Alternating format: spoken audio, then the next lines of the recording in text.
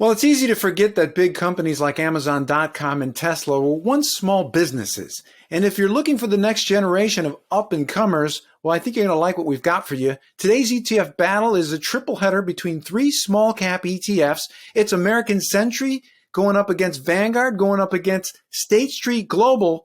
So you don't want to miss this. Stick around.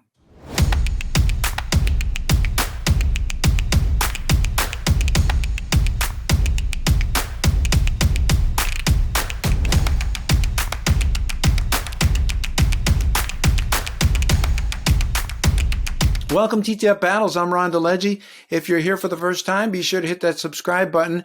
Also the like button if you've been enjoying our programming. If you'd like to see a certain ETF battle, post your ticker symbols in the comment section below or on our Twitter feed at ETF Guide. Well, today's battle was requested by a viewer named Massey. I double-checked to verify if there's a family connection to star football player Lionel Messi, and Massey confirmed with me that there is no relation between him and Messi, so I guess my hopes of bumming an autograph have been shattered. Because we've chosen Massey's matchup, though, here's the silver lining. He wins an ETF Battle shirt or a coffee mug, his choice. So Massey, congratulations, and please follow the instructions in the comment section below to claim your prize. Now, today's small cap triple header is between three ETFs. We've got American Century going up against Vanguard and State Street Global. So these are two index-linked small cap ETFs versus an actively managed product. Judging today's contest is Mike Akins at ETF Action and Todd Rosenbluth at CFRA Research, the best in the business. Guys, great to see you again. Welcome back. Great to be with you and great to see you again, Mike. Yeah, great being here, guys. Thanks, Ron. So we're going to get started looking at these ETFs in four categories, beginning with cost, exposure strategy, performance, and then the mystery category where our judges can pick that single factor or multiple factors to make their arguments against or in favor of whatever ETFs that they decide. They can also opt for a split decision or nominate wildcards. So let's see what our judges have up their sleeve. Let's begin with the first category, which is cost. Todd, get us started. Well, this is simple. VBR, it's a Vanguard product. Vanguard products tend to be among the cheaper products in any category, and in this case, it is. It has the lowest expense ratio. It also trades a lot and more than the two other products. I would note that even though I'm choosing VBR, the American Century product, AVUV, that's actively managed, that we'll talk more about, is relatively cheap for an actively managed ETF. It's just not relatively cheap versus VBR. So VBR is my winner. Thank you, Todd. Strong start. Mike, you're up next in terms of cost. How do you see it? Yeah, I don't have a lot to add. I mean, pretty much every time we have a Vanguard product and we're going to talk about battling costs, it's like bringing a knife to a gunfight. So I got to give the cost exposure to VBR, but I think in the case, as we'll demonstrate throughout this battle, I don't think the cost differentiation is enough to make a difference in picking the right ETF here. So, I mean, AVUV at 25 basis points and SLYV at 15 basis points are very reasonable, and they have very different exposures across the three. So giving it to Vanguard on this case, but I don't think it's a driving factor for your decision across these three strategies. That takes us to exposure strategy. Mike, you're still up. How do you see it? All right. Well, this is where we get into the fun of these three strategies. You know, they're all value. So we'll just start there, but they're very different. Outside of the fact that they're extremely diversified, all three of them have a ton of names. They all have very, less than 10% in the top 10 names. So you're going to get a very diversified portfolio across all three, but that's kind of where it stops. And where I would start first and foremost is kind of the capitalization, right? How do you define small cap? And in this case, you think about the only one that's true, the most pure play from the way we define small cap is going to be SLYV, and that it's got 67% in companies that are $2 billion in market capitalization or smaller, whereas VBR only actually has 15% in that category, with the vast majority of the allocation to mid-cap names, meaning $2 billion to $10 billion, the way we classify it, and even 10% in large cap names greater than 10 billion. So that's a big thing to note there, is that VBR is going to get you a lot more exposure to mid cap and small cap than you might realize based on name alone. AVUV and SLYV are both much closer, but SLYV has the largest exposure to the smallest names. The second piece to think about is true value. If you're going to look at pure cheapness of portfolio, whether I'm looking at price sales, price earnings, EV to sales, across the board, Avantis is the cheapest. So from a pure value play, I'd have to give it to AVUV. But then the last piece, and anytime you're thinking about factors or styles, you've got to be thinking about sectors. And a big reason Avantis is cheaper than the rest is it's got about a 13% allocation to energy. And that energy name is also the reason when we get into performance why it's outperformed. I am not quite on the energy is going to outperform in the future train yet. I do think that cyclicals are attractive, but I'd be wary of small cap energy names, which still do not have a lot of quality characteristics to them. So taking all that together and thinking about true purity to size, purity to style, and then your sector allocations, I like SLYV. That's my winner, and it's a pretty outright winner for me in this battle. All right, very good. I got you down for SLYV. Thank you very much, Mike. And now we move to Todd for exposure strategy. How do you see it? Well, first of all, I didn't know we had definitive winners versus winners. So my winner is AVUV. So Mike highlighted about the importance of looking at small caps. I agree with him about that, looking at value. But when you're looking at small cap and value, you want to make sure you're not buying falling knives, companies that have struggled, that are unlikely to bounce back around. And that's why a quality filter plays a role here. So AVUV includes a quality approach. It's part of a strategy that looks at the relative profitability, relative being the important aspect of this, whereas SLYV, the State Street product, which is tied to the broader S&P 600, companies need to be profitable in order to make it into the 600. So there is a bit of a quality filter to it, but it's done on an absolute level as opposed to a relative level.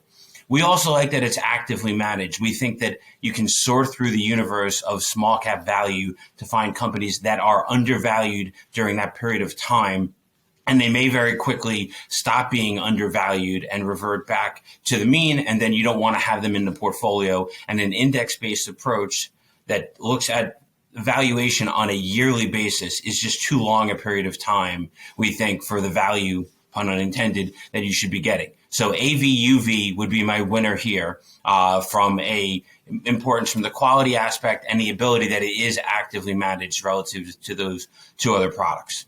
That's my definitive winner. Very good. Thank you, Todd. Next up is performance. Todd, you're still up. Give us your analysis. So definitive again here. I know Mike's going to probably tell you why he doesn't think this performance can be repeated, but AVUV is beating the pants off of these two other products by over 1,000 basis points within the past year, even stronger, I believe, in a year-to-date basis. It doesn't have the same long-term track record. That's why I'm using apples to apples when everybody has that same starting point. AVUV has been the better performer on a past basis, and we think it's likely to continue to do so, but I'll save that for my mystery category. AVUV is the winner from a performance basis. Mike, how do you see it in terms of performance? Do you agree with Todd's analysis? Absolutely, definitively not. So I will just, since we're using the definitive word, I like AVUV from a screening perspective. I do not like the energy. I'd be curious to know what CFRA's take on outlook of energy is right now, but if you look at that outperformance, it's coming from energy. That they've had a heavy exposure to energy relative to the other two products, and that is, great for the last year. I mean, you look at sector returns over the last year, energy is killing it at the large cap level, and it's really killing it at the small cap level. So from that perspective, I kind of discount the 1 year performance, and also it is 1 year performance, where the other two have much longer track records. So to that extent, when I look at performance, no question, since inception, which is short because of AVUV just launching at the end of 2019, they're winning the past performance battle right now. But I would go with SLYV. It's going to be a pure exposure to value, in our opinion. It's a pure exposure to small caps, and that's what you're buying here. The battle should be about small cap value, and I think exposure strategy plays into performance in this case. And actually, we'll get into it in mystery, but I'm very bullish on small cap value. So you want to make sure you're getting a purest form as you can. And I think of these three, SLYV delivers that and will deliver better returns looking forward if the macro call on small cap value plays out. Thank you, Mike, as well as Todd, to those definitive takes on performance. Now we move to mystery battle category, where our judges can give us that single factor or multiple factors that make their arguments that much more persuasive. So, Mike, you're up. Give us your mystery battle category. Who is it, or what is it, and who wins it? So my mystery category, I'm going to take it back a little bit here and take it up to the 30,000 foot level and talk about macro. When you're talking about styled investing, you really, it's a big part of your decision process here is what is your macro backdrop and why are you doing it? And my mystery category is past doesn't repeat itself, but oftentimes it looks a lot alike. And if we take ourselves back to the tech bubble and we think about, I don't think many people are going to argue that the mega tech names, the mega innovation names are extended, right? It's a little bubble issues out there in the market, similar to what we saw in 99. We're seeing a lot of the same frothiness, not in the whole market, but in corners of the market. And if you want to see what did well during the tech, when the tech bubble finally burst, it was small cap value. And I think that we could be setting up for a very similar situation playing out. I still want to have innovation in my portfolio. I still want to have growth. I always want to be invested, but repurposing some of my portfolio into small value, I think is both a great macro call right now, but I also think it's a great hedge to probably a lot of over allocations that have occurred in the last 10 years to your large cap innovation names. And this would be a good way to kind of hedge that with something that could perform well if that bubble starts to burst or at least deflate a little bit. So my mystery category is past doesn't always repeat itself, but there's a lot of similarities, and I think we could be setting up for some of those similarities here. So I don't think you can go wrong with any of these strategies. My winner is going to be SLYV for all the reasons I've already said. It's the purest in size. We believe it's the purest in long-term style, and I currently like the allocations a little bit across the sectors and industries, and sectors and industries are really important when looking at factors in style. Thank you very much, Mike. Up next is Todd. What is your mystery battle category and who wins it? Well, before I give you my mystery battle category, Mike asked the question of me to you. So we are favorable on energy stocks. We think that energy is going to continue to move higher. With small cap stocks, of course, there's more risk related to it in terms of how they can survive. That's, again, why the quality filter plays an important role for the overall portfolio.